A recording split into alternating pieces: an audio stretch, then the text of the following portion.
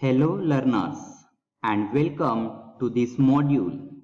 I, Shaktipal Patil, Assistant Professor, Department of Pharmacology at H.R. Patel Institute of Pharmaceutical Education and Research, Shirpur, is come up with the new topic Pathophysiology of Angina Pectoris.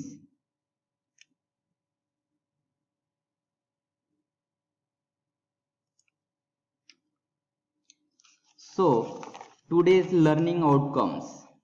After watching this video, you will able to define what is angina pectoris, know its types, understand causes, signs and symptoms, and explain pathophysiology and its management.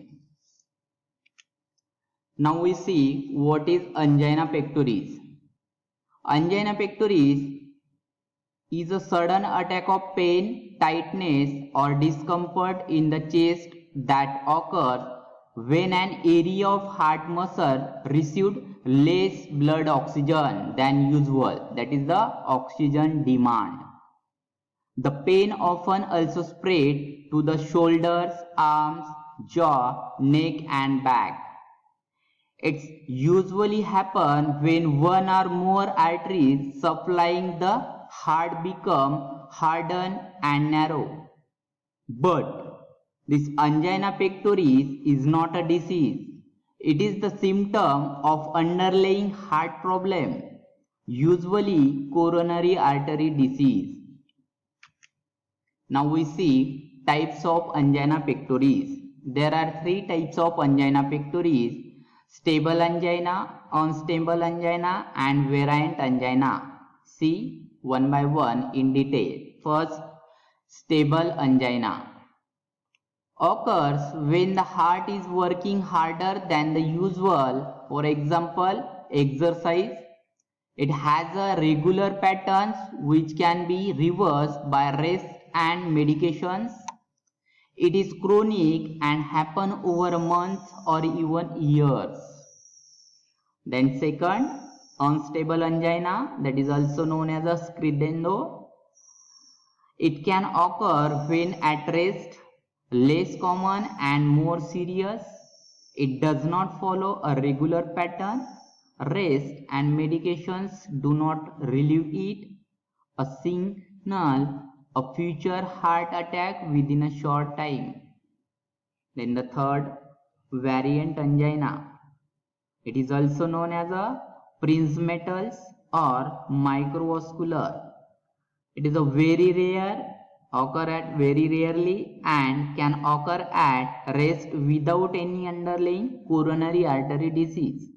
The abnormal narrowing or relaxations of blood vessels, reducing blood flow to the heart, produce pain and relieved by drugs.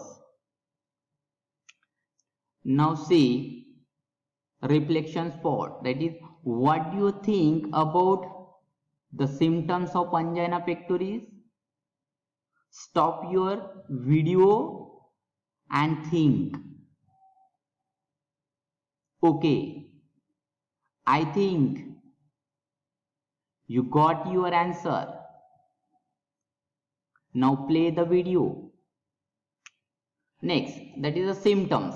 Angina is usually felt in the chest region. That is the squeezing, pressure, heaviness, tightening, burning or itching across the chest, usually starting behind the breastbone. This pain often spread to the neck, jaw, arms, shoulder, throat, back or even the teeth. Other symptoms are indigestion, heartburn, weakness, sweating, cramping, shortness of breath. These are the symptoms of angina. Now see the risk factors of angina. Unhealthy cholesterol levels means increase LDL and VLDL levels, high blood pressure, smoking, diabetes mellitus, especially type 1 and type 2 diabetes mellitus, that is a insulin dependent and non-insulin dependent diabetes mellitus, overweight or obesity, unhealthy diets, older age, especially men's after 45 and women's after 55 age, family history of heart disease. So these are the risk factors. Now we see the pathophysiology of angina pectoris. This angina pectoris, it is a result of ischemia of the heart which is due to atherosclerosis. Ischemia means decrease in oxygen supply. Clear?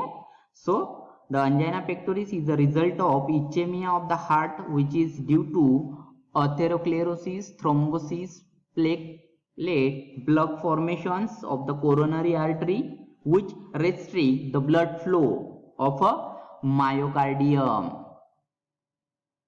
Due to myocardial ischemia, the myocardial tissues are deprived oxygen and nutrient for aerobic metabolism, and this is switched to the anaerobic respirations. This due to anaerobic respiration, there is a increased accumulation of lactic acids and functional impairment, that is the metabolic, mechanical and electrical, which is lead to increased myocardial contractile strength, wall thickness, increased heart rate, increased after and preload, increase end diastolic volume, and this is lead to the oxygen demand. All this lead to the cardiac pains, which is the angina pectoris. This is about the pathophysiology of angina pectoris. Now we see the complications of angina. Heart attack, stroke, fast parameters, stress, anxiety and depression. These are the complications of angina. Now see the management. There are two types of management of angina pectoris. One is a non-pharmacological and another one is a pharmacological. Non-pharmacological includes counseling and education of patient, lifestyle modifications, smoking cessation, avoid alcohol intake, diet and nutrition, salt restrictions, and pharmacological treatment like anti-anginal drugs, nitrates, beta blockers, calcium channel blockers, as well as the potassium channel openers. These all the drugs that produces a relaxation as well as dilate the coronary artery, which decreases or increases the blood flow to the heart and improve all the complications as well as pain of angina pectoris. Thank you very much for listening.